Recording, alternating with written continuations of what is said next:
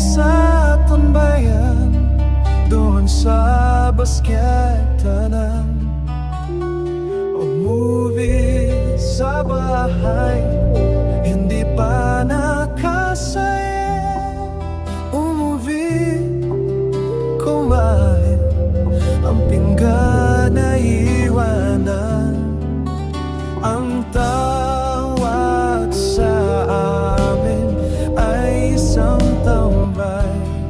Si tatay, si nanay, wala silang pakialam.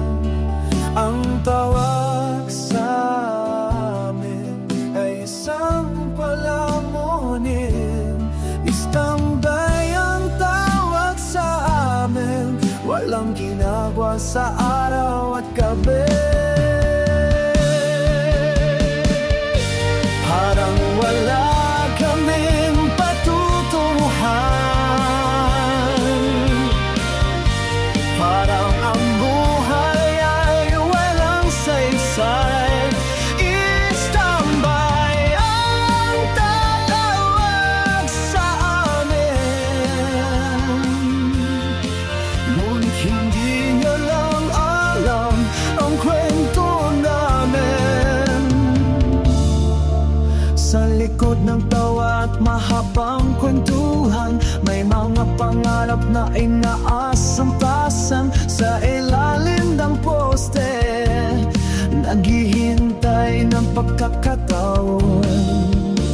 Minsan nahahanap, minsan ay walang mahanap. Ang sa amin ay tayo ay pasaway. Ngunit sino ba ang magbubukas ng pinto at daan? Si tatay ay nagtatrabaho mula umaga hanggang gabi. Si nanay ay abala sa pag-aayos ng taalam. Kaya akala nila ay wala kaming inaatupag. Ang totoo, naghihintay lang kami ng liwanag. Hindi kami tambay dahil gusto lang namin, kundi dahil ang daan ay masikip at mahirap daanan. Hindi kami palamunin na walang maibibigay, kaya lang ay wala pang pagkakataong lumabas. Sa bawat laro, may lungkot na itinatago.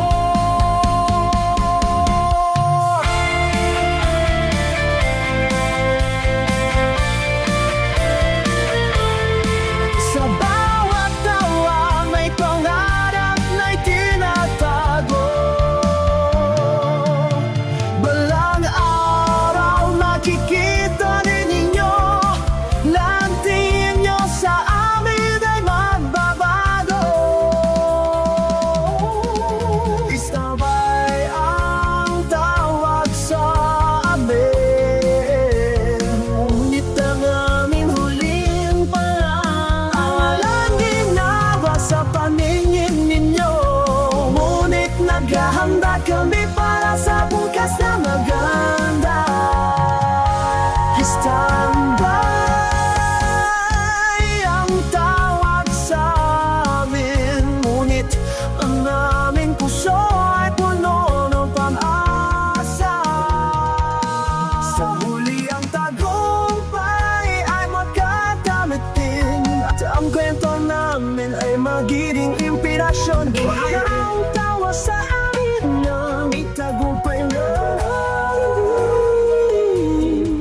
pero hindi na lang sa tamay kaming puso.